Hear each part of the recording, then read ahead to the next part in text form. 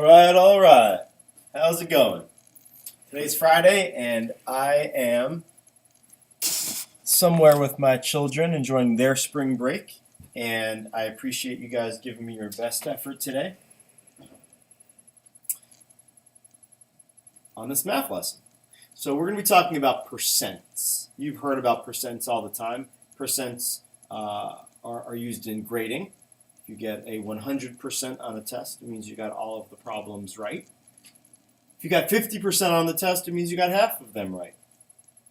You've seen percents in basketball. You might know that, LeBron James made 80% of his free throws. That means if he took 100 shots, he made 80. A percent is just a fraction out of 100. For example, 80%, well, that's the same as 80 out of 100.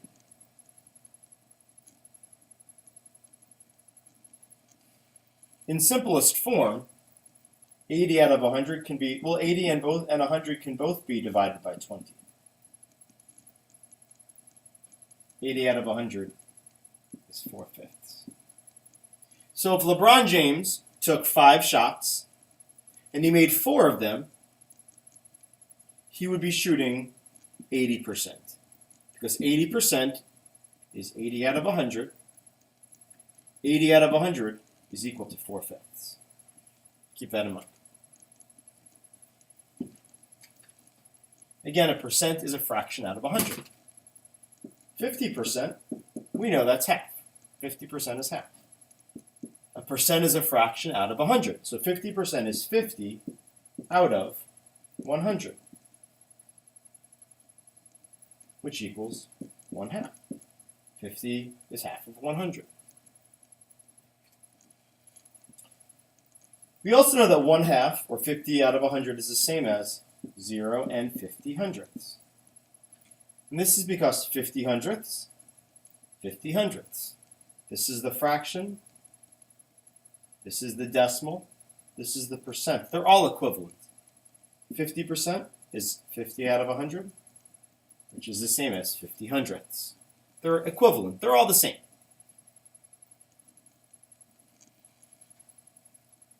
So 75%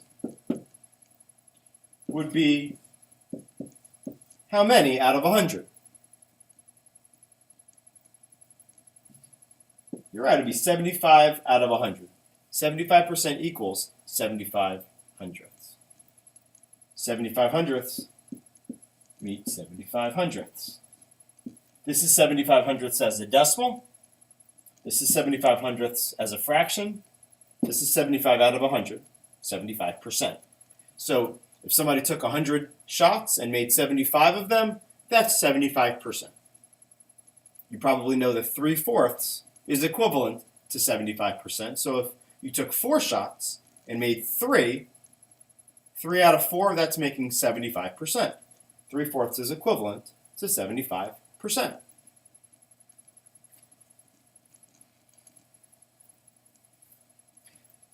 You might see percents when you go shopping. If you're like my wife, she loves to shop.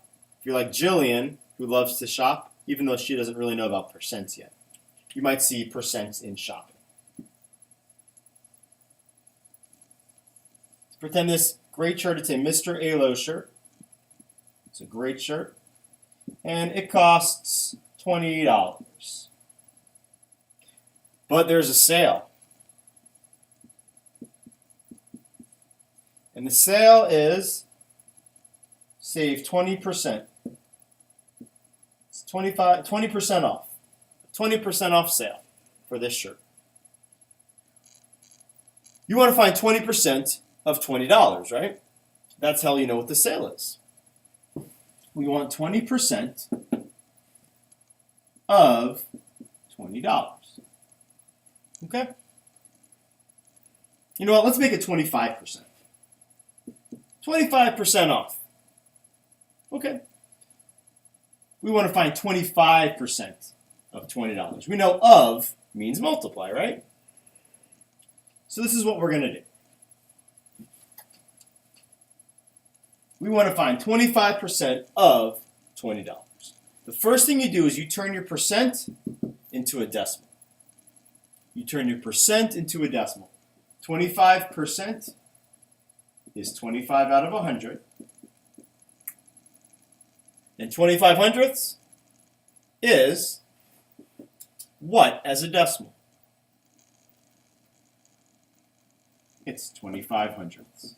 0 and 25 hundredths. 25% is 25 hundredths as a decimal. So the first step is turn your percent into a decimal. Next, we see the word of. We know of means multiply. So we're going to multiply 25 hundredths times $20. Notice, yes, in $20 there's a decimal at the end with 0 cents. But when we multiply, we don't need to line up our decimals. There's no reason. We don't have to do that. We can multiply the traditional way or the place value box method. Either of those ways will work. Let's do a traditional first. 5 times 0 is 0. 2 times 0 is 0. 0 times 0 is 0. There's nothing to clean up. Now we're multiplying by the tens digit, so we need a placeholder in the ones place. 5 times 2 is 10. Regroup. 2 times 2 is 4, plus that 1 is 5. 0 times 2 is 0. Let's add them all up. If a shirt costs $20, 25% of $20 would not be $500. That's crazy. Can't be $500. Well, let's know where to put the decimal. Let's do the box and slide. There's one decimal. There are 2 digits behind that decimal. We're going to box 2 digits because there are 2 digits behind the decimal. So now we're going to slide not once, but twice. Boom. $5. So you would save $5. A $20 shirt, 25% off, we're going to take $5 off. 25% of $20 is $5 because we turned 25% into a decimal and then we multiplied it by 20. 25% of $20 is $5. So now shoppers, let's say you actually want to buy this item now. It used to be $20. Now it's on sale.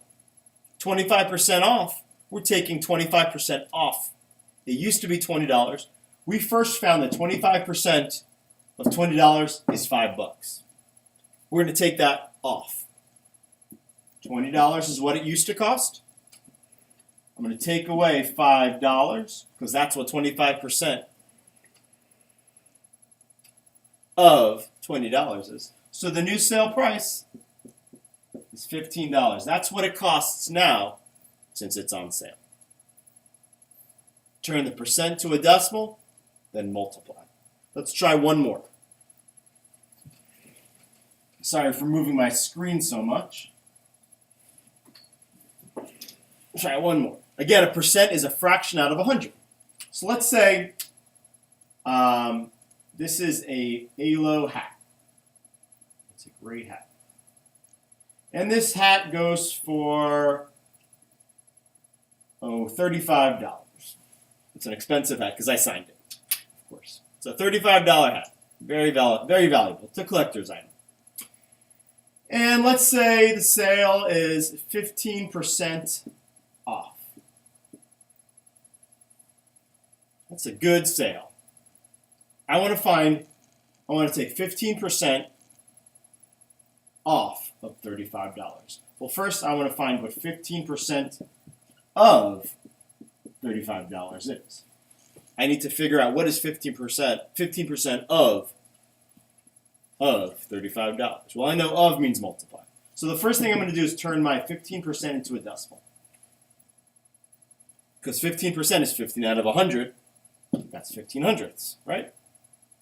And then I'm going to multiply that by 35, by my whole number. 5 times 5 is 25.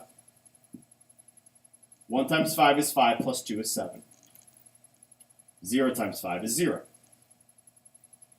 Clean up. Mom is happy. This is my placeholder because that's really a 30. 5 times 3 is 15. 1 times 3 is 3 plus that 1 is 4. 0 times 3 is 0. Let's add them up. 5 plus nothing is 5. 7 plus 5 is 12. 1 plus 4 is 5. 0 plus nothing is 0. Now I need to know where my decimal is, because certainly I'm not saving $525 off of a $35 hat. That doesn't make sense. So we're going to box and slide. There's only one decimal, and there are 2 digits that are behind the decimal. I've boxed 2 digits. Since I boxed twice, I'm going to slide twice. Once, twice, boom. $5.25. I am saving $5.25. The hat that used to cost $35, now that it's 15% off, I'm saving $5.25. That is the savings. 15% of $35 is $5.25. If I want to actually figure out how much my hat costs, I'm going to take this amount, $5.25, and take it away from $35.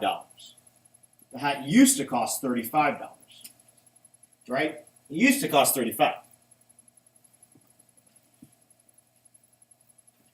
And I'm going to take away $5.25.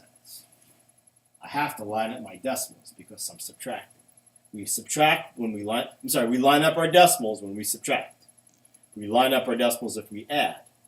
We don't have to line up our decimals when we multiply. But now we're subtracting, so we have to line up our decimals. And we add our zeros. 0 take away 5, I can't do that. I can't borrow from 0. I can borrow from that 5. Now I can borrow from this 10. 10 minus 5 is 5. 9 minus 2 is 7. I drop my decimal, drop it like it's hot. 4 take away 5, can't do that. I'm going to need to regroup. And 14 minus 5 is 9. 2 minus nothing is 2. The new cost for the hat is $29.75 thanks to the sale. 15% off saved me some money. Now the hat costs only $29.75.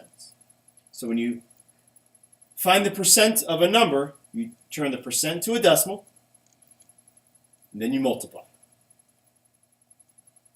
Best of luck. I'm sure you'll do just fine on this assignment.